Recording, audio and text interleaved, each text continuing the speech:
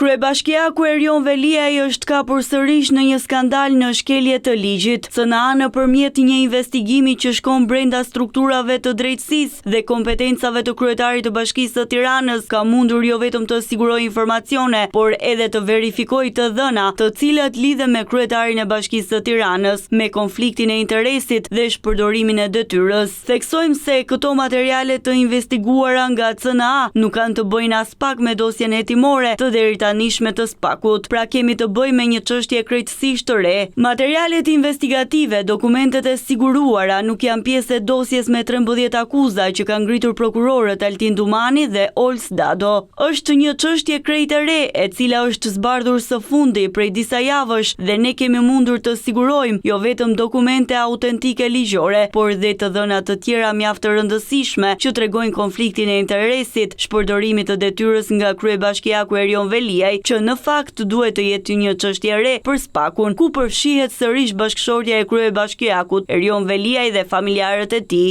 CNA ka mundur të thellojë këtë investigim me materiale të cilat janë përgatitur nga stafi ynë dhe nga nesër do të përcillen ditë pas dite të plota me detaje për të sjellë një çështje të re në vëmendjen e opinionit publik në lidhje me kryebashkiakun e Tiranës Erion Veliaj. Ritheksojmë, çështja e cila nuk është në dosjen aktuale të SPAK-ut, por është një çështje krejtësisht tjetër që nuk është hetuar nga SPAK-u deri në momentet që ne po raportojmë.